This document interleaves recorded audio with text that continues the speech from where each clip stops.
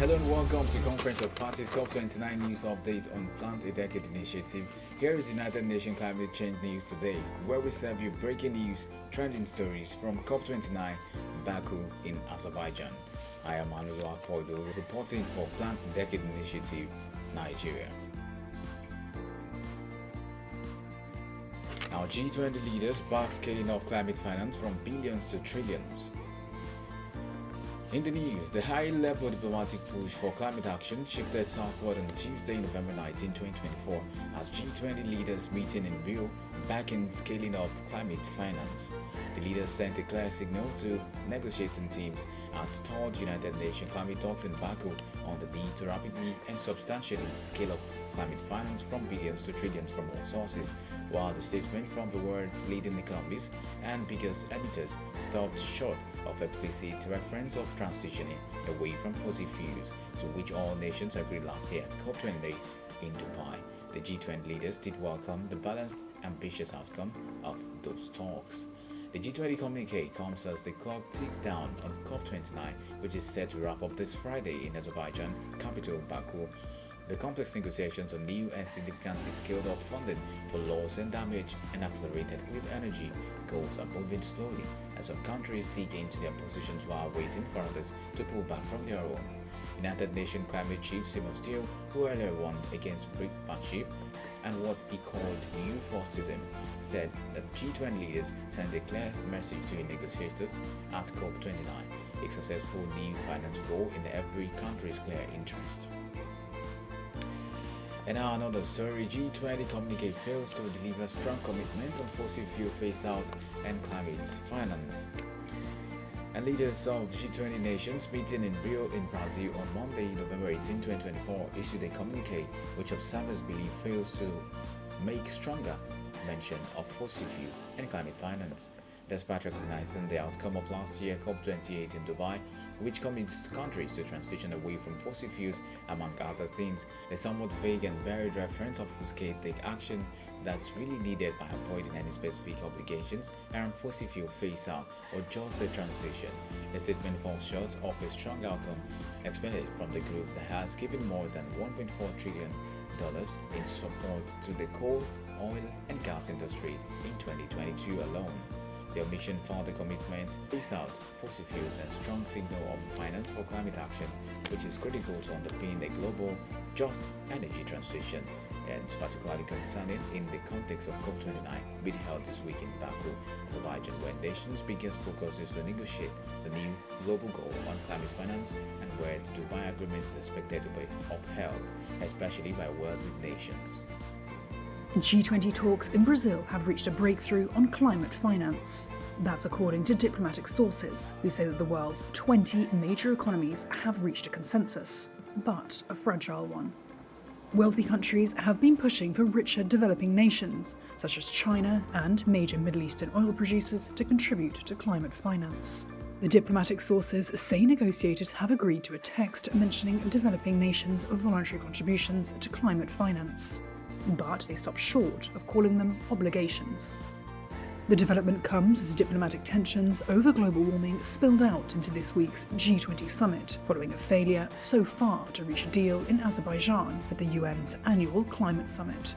Although the ongoing COP29 conference is tasked with agreeing a goal to mobilize hundreds of billions of dollars for the climate, it's actually the leaders of the group of 20 major economies, who are currently on the other side of the world in Rio, who hold the purse strings. Those 20 countries account for 85% of the global economy and are the largest contributors to the development banks helping to steer climate finance. Back in Baku, COP29 remains tasked with agreeing a goal for how much financing should be directed from developing countries, multilateral banks, and the private sector to developing nations. Economists told the summit it should be at least $1 trillion.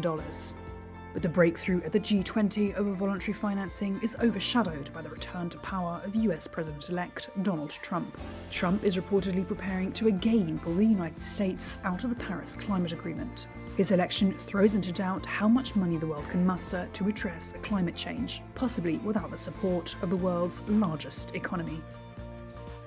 Although the declaration reaffirms the need for trillions of dollars in climate finance and hopes for a successful new climate finance goal at COP29 in Azerbaijan, by the end of the week if it fails to specifically call for the public grant-based finance that is an integral demand of developing countries in ongoing negotiations.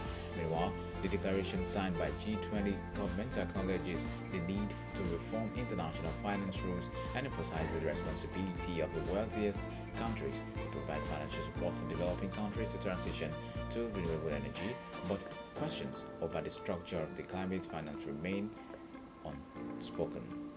And this announcement from G20 leaders adds to the growing support for taxing the ultra-wealthy as a means of delivering social and economic justice, which are goals directly in line with climate justice.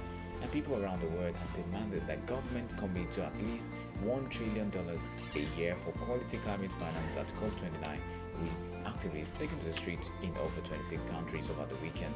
In coordinated marches, thousands of people expressed their demand for climate justice, and their government taxed their billions to unlock huge sums to tackle the climate crisis.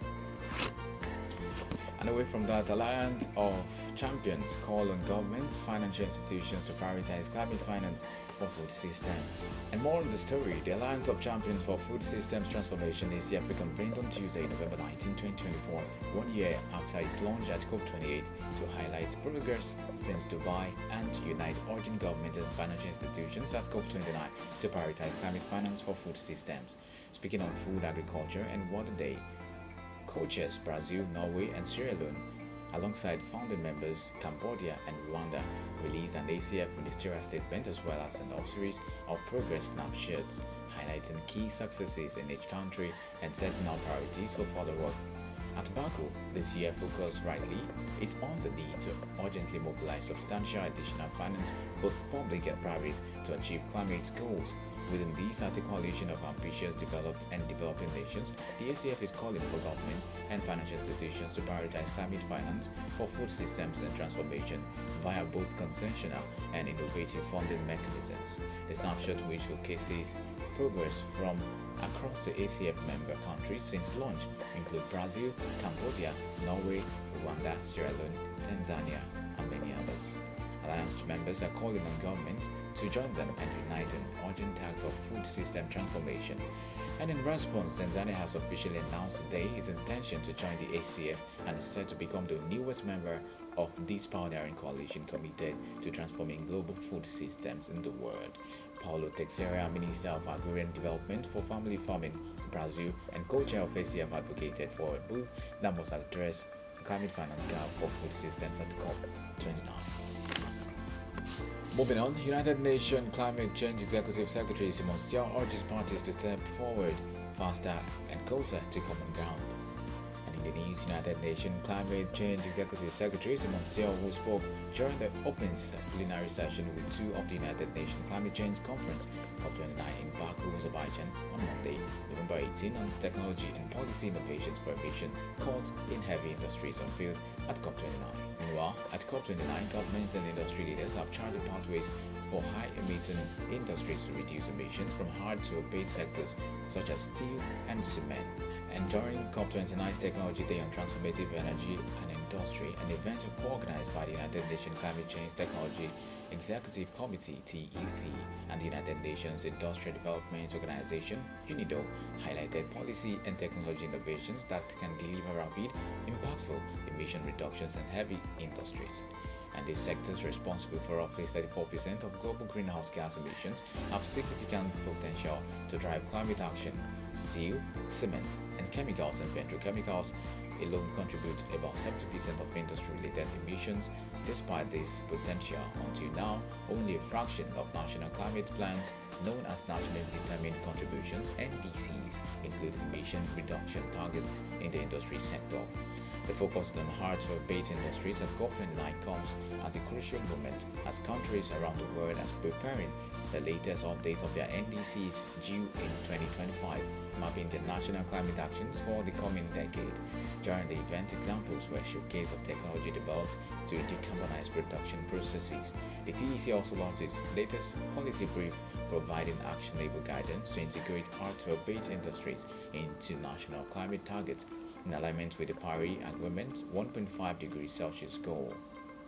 Also in the news, G20 delegations now have their marching orders for here in Baku. Stiell tells people. And the statement from the United Nations Climate Change Executive Secretary Stiell from COP29 response. Leaders have sent a clear message to negotiators at COP29 to not leave Baku without a successful new finance goal. And this is in every country's clear interest. Leaders of the world's largest economies have also committed to driving forward financial reforms to put strong climate action within all countries' reach. Leaders have reinforced that global cooperation is utterly and essentially needed, and COP29 must show how it's done, and without an ambitious new finance goal as the central capital and pillar of the balance package. Stronger new national climate plans are also essential, as the G20 leaders know to move much faster to a clean energy and climate resilient global economy right now. In his words, he urged colleagues and concerned stakeholders to wrap up less contentious issues as early as possible this week, so there will be enough time for major political decisions.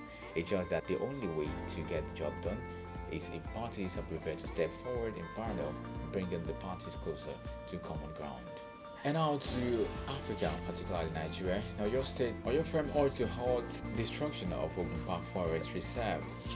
As world leaders gather for the 29th session of the Conference of Parties COP29 to the United Nations Framework Convention on Climate Change (UNFCCC), Nigeria's environmental challenges demand immediate action.